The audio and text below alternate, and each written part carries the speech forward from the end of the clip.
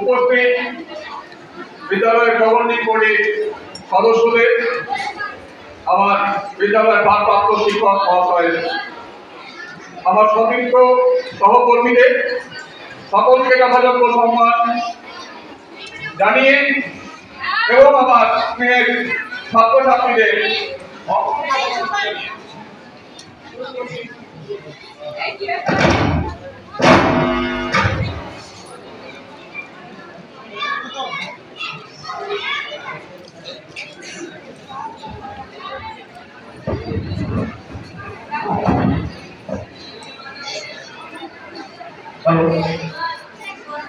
এবং আমার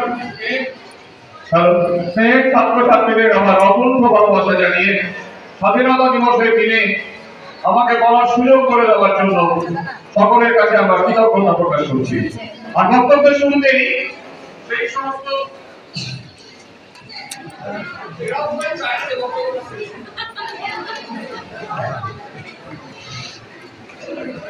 মাইকিং এর এত ডিস্টার্ব কিসের রে ভাই? মাইকিং এ তো প্রতিটা পদক্ষেপে ডিস্টার্ব হচ্ছে, ঠিকঠাক করে রাখতে জানে না।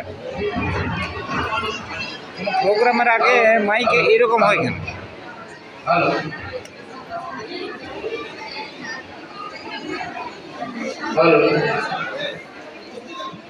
বক্তব্যের শুরুতেই যে সমস্ত বীর সেনানী আত্মত্যাগে এবং তাদের পরিবারের আত্মত্যাগে আমরা আজকে এই শুভ দিনটাকে পেয়েছি, তাদের সকলের প্রতি আমার সশ্রদ্ধ প্রণাম জানিয়ে শুরু আজকের বক্তব্য। ৭৯ বছরে আজকের এই স্বাধীনতা দিবস, ৭৮টি বছর আমরা পার করেছি স্বাধীনতা জীবনে। প্রেক্ষাপট পরিস্থিতি অনেক কিছুই বদলে গেছে, বদলে যাওয়ারই কথা সময়ের সঙ্গে সঙ্গে। স্বাধীনতা আন্দোলন যে উন্মাদনা নিয়ে শুরু হয়েছিল, যে আশার স্বপ্ন দেখতে শুরু করেছিল স্বাধীনতা আন্দোলন, স্বাধীনতার ৭৮ বছর পরে সেই স্বপ্ন, সেই উন্মাদনা যে কোন জায়গায় দাঁড়িয়ে আছে, এইটা পর্যালোচনা করার জন্যই আমার এখানে আসা। কারণ এর আগে আমাদের দুজন শ্রদ্ধেয় শিক্ষক হৃদয় বাবু এবং চাইছে না যে বক্তব্যটা চলুক, বিভিন্নভাবেই হোক, যে কোনো কারণেই হোক বক্তব্যটা শেষ হোক, এটা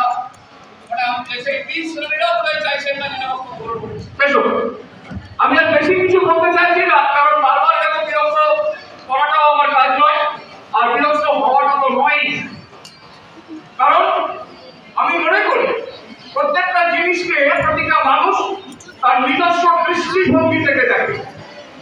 একজন যখন চুরি করে, চুরিটা নিশ্চয়ই অপরাধ, যার বাড়িতে চুরি হয় তার দৃষ্টিকোণ থেকে, আর যে চুরি করে তার দৃষ্টিকোণ থেকে চুরিটা ঠিক।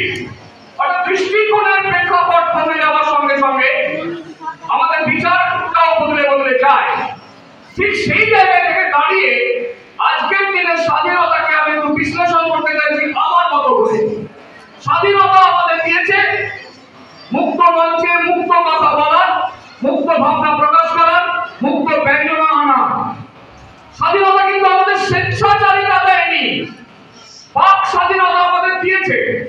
আমরা সবকিছু বলতে পারি, সবাইকে বলতে পারি, কিন্তু কাউকে আহত করে বলতে পারি না। এই স্বাধীনতা আমাদের দেয়নি।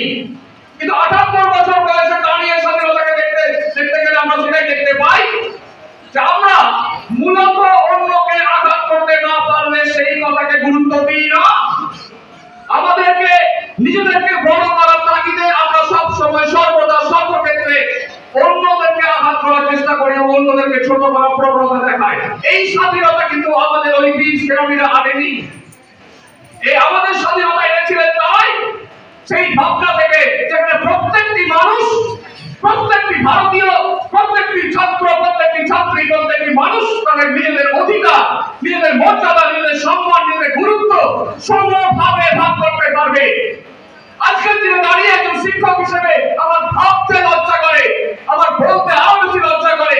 এই ভাবনা, এই চিন্তা, এই শিক্ষা আমরা আমাদের ছাত্র ছাত্রীদের দিতে পারিনি এবং সর্বোপরি আমরাও দিতে পারিনি। তাই আমরা আজকে এখানে দাঁড়িয়ে আমরা আমাদের কথা না বলে ইতিহাসের কথা বলি।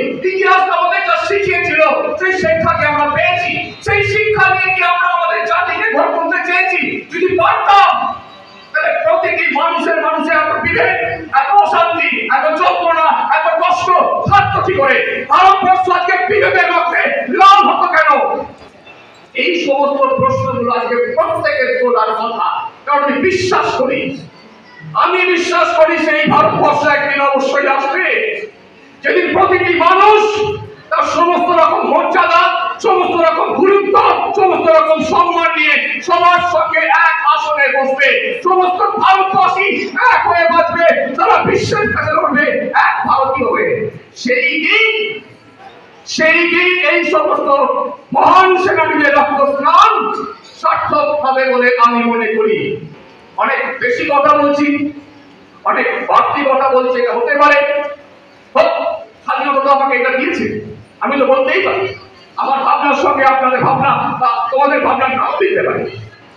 স্বাধীনতা এটা নয়, স্বাধীনতা সবার ভাবনাকে এক জায়গায় নিয়ে আসতে হবে।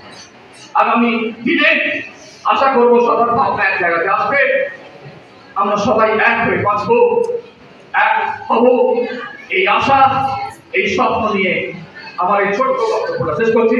নমস্কার, ধন্যবাদ।